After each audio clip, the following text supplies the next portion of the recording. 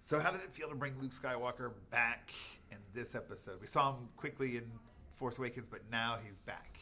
Well, the pressure was much stronger because in 7, I had a sort of a minimalist contribution so I can enjoy all the fun, but I didn't have to do any of the heavy lifting. This one, Luke is more important to the storyline. So, it's like the Doctor's Creed: first, do no harm. That's what I was trying to accomplish at a minimum. You want to do your best. You want to blend in, because these are certainly ensemble pictures. You know, Luke's story is only one of many, many that you'll see.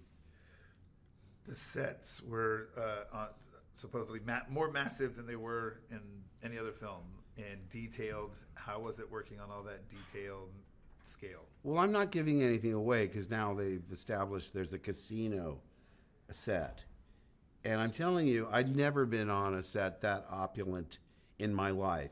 Plus 150 extras in exotic makeups and alien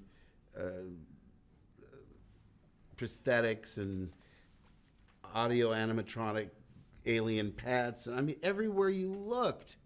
I mean, I've seen the finished film, and it's impossible to feature everything that I saw on set that day.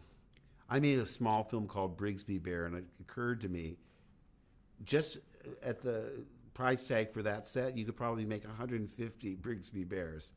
But they spared no expense because the films keep getting bigger and more elaborate because there's nowhere else to go. And tell us what it was like to step on the Millennium Falcon again. Well, I thought, oh boy, it's going to be fun. I said to my sons, you want to go? Yeah, sure, Dad. So my whole family went, and the documentary crew said, oh, you're going to go on for the first time. Can we film you? Because it wasn't a day I was shooting. I was just in street clothes. So I went up the ramp, and I wasn't expecting to be so moved by it. I mean, it was almost like visiting a house that I grew up in that I never expected to return to. And every detail was so accurate. Everything was the same. Every dent, every scratch, every hanging pipe and oil drip. I mean, it was astonishing. And I started getting choked up. I didn't know why. I didn't want the documentary crew to be looking at all this. And so I said, excuse me. And I went around and sat in the cockpit with my back to everyone. And I thought, holy moly, this is a memory I'll never forget.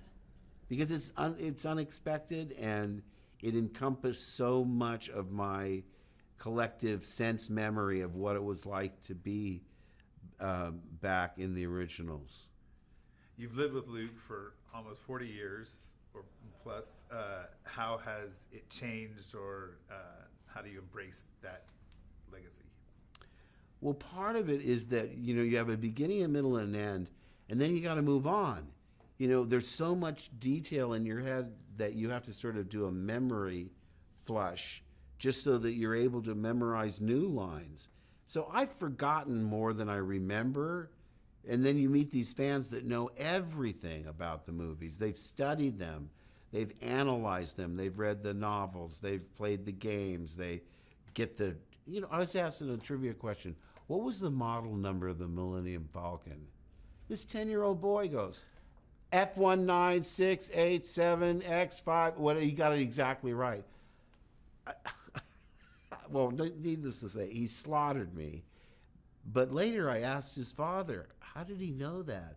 And he says, well, Britain bought the vehicle manual guide that, you know, breaks down all your land speeder and the X-Wings and the TIE fighters. But even that he would remember the exact model number, that's an extreme example, but you get the idea. The fans seem sort of semi-disappointed in me because I'm not as knowledgeable as they are. But I didn't have to be, you know? I mean, getting back into the saddle is a different story. You know, I have to remember all these things and do my homework and, oh yeah, okay, that happened, this happened, and who's this guy again? But luckily I have a lot of people to hold my hand and get me through it.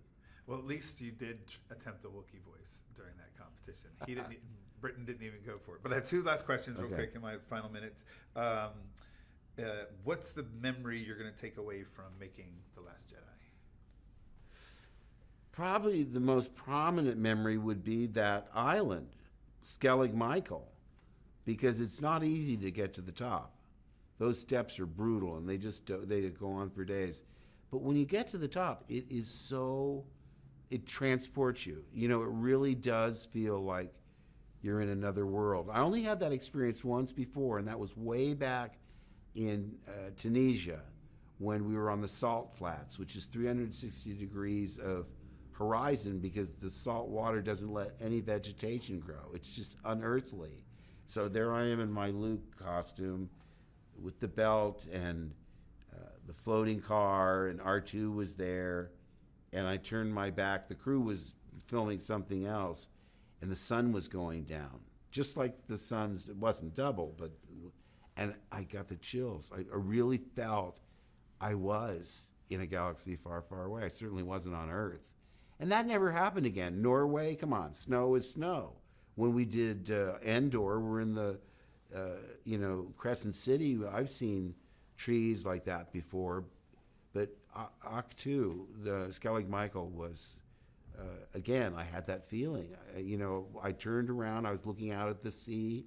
Again, the crew was engaged somewhere else, and I was alone, and I got the goosebumps again. I thought, yep, I'm back.